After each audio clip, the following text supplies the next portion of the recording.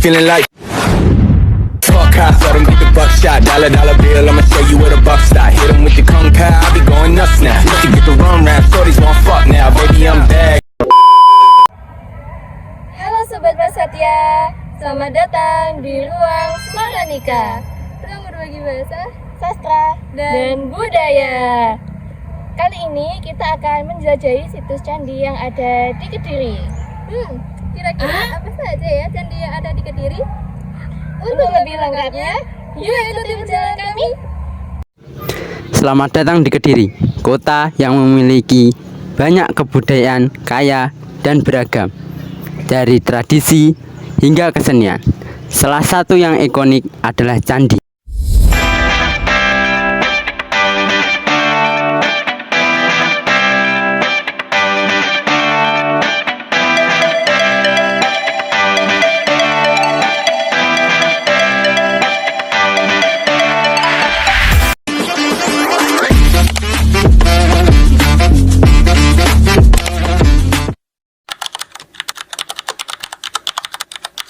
Candi Tegowangi merupakan peninggalan bersejarah dari kerajaan Majapahit, dibangun untuk pendarmaan seorang raja yang bernama Brema Taun yang meninggal pada tahun 1388 Masehi.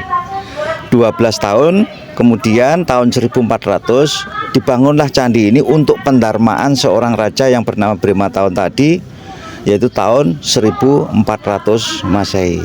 Pada tahun tersebut Majapahit mengalami krisis politik atau perang saudara, sehingga Candi Tegowangi tidak selesai dibangun. Ketinggian 4 meter baru kakinya saja, jadi tubuh dan atapnya belum dikerjakan. Tapi Candi Tegowangi walaupun belum selesai dikerjakan sudah mempunyai beberapa kelebihan, terutama pada dinding candi. Dinding candi terdapat relief yaitu cerita Sudamala. Cerita Sudamala yaitu cerita ruwatan Betari Durga kembali menjadi Dewi Uma.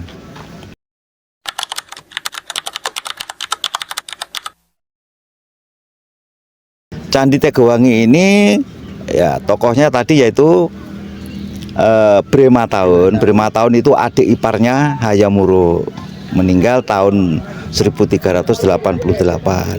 Jadi fungsi pertama candi ini untuk pendarmaan. Pendarmaan selanjutnya difungsikan sebagai tempat peribadatan saudara kita umat Hindu.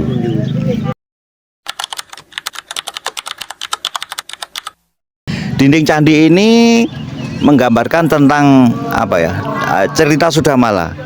Cerita Sudamala ini mempunyai pesan moral yang luar biasa tentang kehidupan kita sehari-hari, yaitu orang kalau salah itu pasti ada hukumannya. Ya.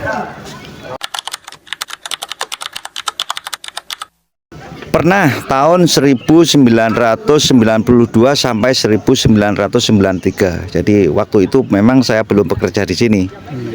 Saya mulai bekerja di sini tahun 1997. Kalau boleh tahu itu direnovasi karena ada apa? Gempa? Di bawah candi, di bawah pondasi candi itu batunya agak turun sedikit. Ya. Mau meluruskan seperti yang lain itu harus dibongkar dari atas sampai ke bawah. Jadi waktunya lama itu. Harus dibongkar total, tapi yang atasnya yang turun itu tadi.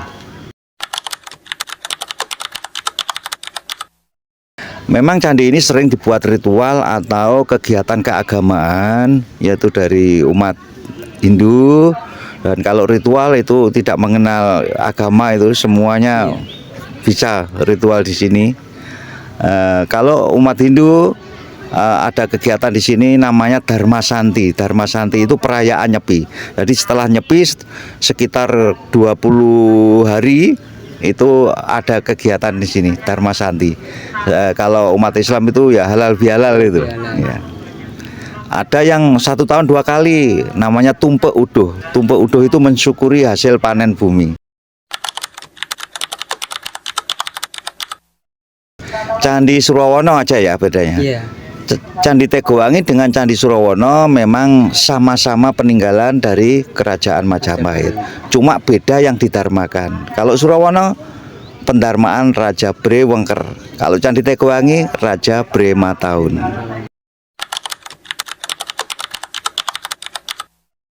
Begini, untuk Candi Tegawangi ya, Iya. membacanya dengan cara prasawiya. Prasawiya itu membaca relip yang berlawanan dengan arah jarum jam. Kalau Candi Tegawangi ini dari sini. Berlawanan kan ini? Iya. Berlawanan. Candi Surawana itu ada prasawiya, ada pradaksina. Pradaksina searah dengan jarum jam. Kalau Candi Tegawangi hanya prasawiya saja. Hanya dibaca di Iya, lawan. berlawanan dengan arah jarum jam. Baik, kembali lagi ke Pak Ali. Ya. Untuk candi yang kecil ini, Bapak, Ya. ini bagaimana ceritanya? Ya. Tadi kan sudah ke candi besarnya. Candi kecil ini namanya Candi Perwara. Perwara adalah pendamping candi induk. Jadi Candi Perwara Candi Tegawangi ini hanya satu. Nah, mestinya Perwara itu lebih dari satu. Bisa, pokoknya lebih dari satu. Bisa 4, bisa 6, lebih. Nggak ada candi perwaranya satu. Tapi Candi Tegawangi perwaranya satu. Karena apa? Karena belum selesai. Kalau selesai pasti lebih dari satu. Mungkin seperti Borobudur, Iya, Bapak ya. iya, Borobudur, Prambanan. Prambanan. Iya. Nah, Candi Perwara ini mempunyai cerita tentang perekonomian, ketokohan, juga ilmu kanuragan. Relip yang berada di sisi selatan ini atau di kiri Candi Perwara ini tentang perekonomian pada zaman dahulu.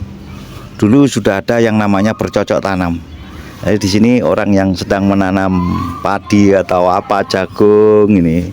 Kalau ini memikul hasil panen ini memikul hasil panen.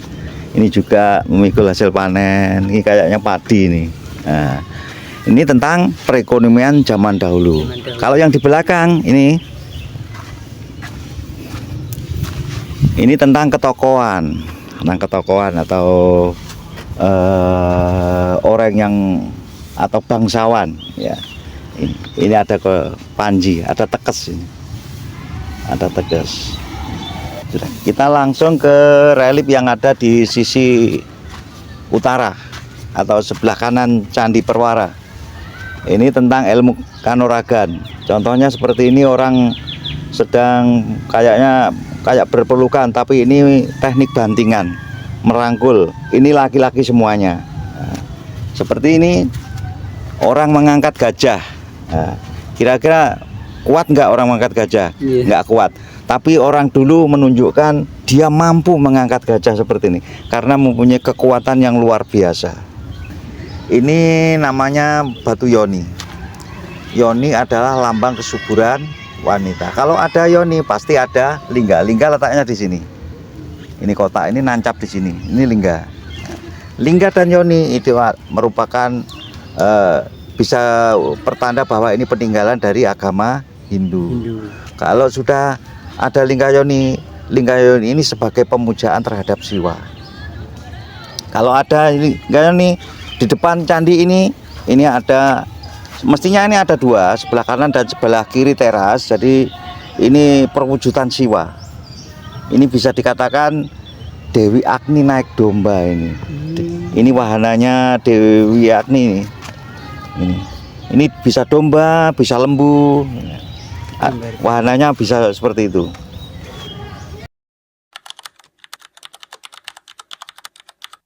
Kalau boleh tahu sudah berapa kali Anda sudah berkunjung di Candi Tegawangi ini? Kalau nggak salah 2 sampai 3 kali. Gitu aja. Terus kesan pertama yang membuat Anda ingin kembali lagi Candi Tegawangi ini? Kesan pertama karena kita ingin kembali lagi, yang jelas kita melihat dari sosial media, karena dari dulu sampai sekarang itu ternyata ada perubahan. Karena perubahannya itu Candi Tegawangi yang sekarang itu semakin baik, semakin bersih, semakin enak lah istilahnya untuk dikunjungi oleh para pengunjung yang ada di Kediri dan sekitarnya. Selanjutnya menurut Anda nih, perbedaan apa Candi Tegawangi ini dari segi suasananya itu? Apa yang membedakan dari candi-candi yang lain? Yang membedakan kalau untuk candi di Kediri sini, karena di sini tuh tempatnya luas, Mbak. Tempatnya luas, jadi cocok untuk untuk dibuat apa istilahnya? Buat kunjung-kunjungan itu cocok sekali. Buat edukasi sekolah juga cocok karena kebanyakan candi di sini masih belum terawat. Ya kan? Ada candi yang masih belum terawat, tempatnya belum kondusif. Jadi untuk hanya cek Gowangi aja mungkin untuk di wilayah Pare yang cocok untuk dikunjungi.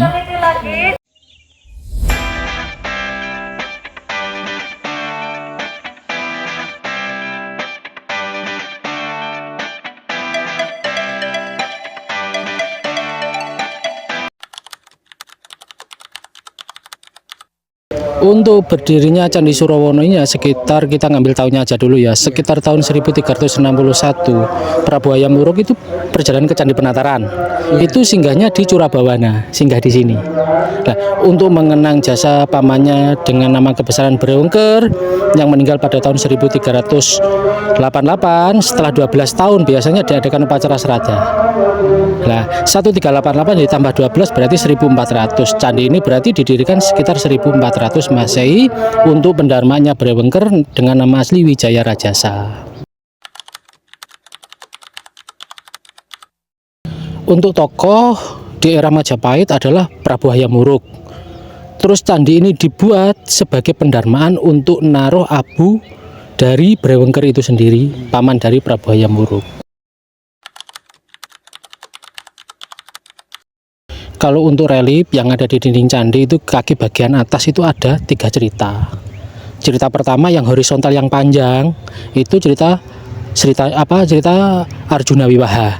Terus yang vertikal ada 9 panel itu cerita Sri Tanjung, yang 2 panel Bubuk Saga Gangaking. Terus di bawah kaki itu ada beberapa cerita namanya cerita tantri kayak kehidupan kita sehari-hari. Kalau untuk renovasi kayaknya belum ya, sekitar tahun 97 cuma tim dari BPK wilayah 11 mengadakan ekskavasi. Contohnya yang ada di selatan candi ini. Nah, ini tahun 97 dikelompok-kelompokkan di sini. Kalau nanti ada pemugaran tinggal ngambil yang ada di sini. Nah, yang di selatan sendiri ini sebenarnya udah ada registrasinya. Gitu, udah ada kode-kodenya. Cumanya orang awam melihat kan kayak berantakan gitu kan. Tapi udah tersusun sebenarnya, tinggal ngambil yang ada di selatan, tinggal menyatukan dengan candi induknya itu.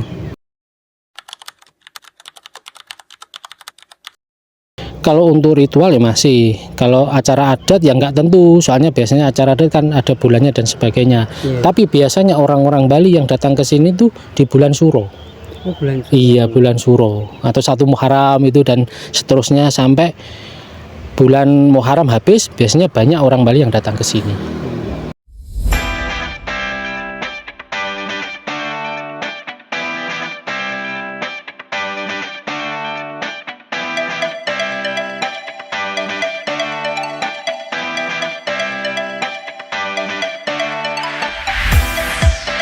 Gimana Sobat Basatya, sudah puas bukan penjelasan dari konten kami?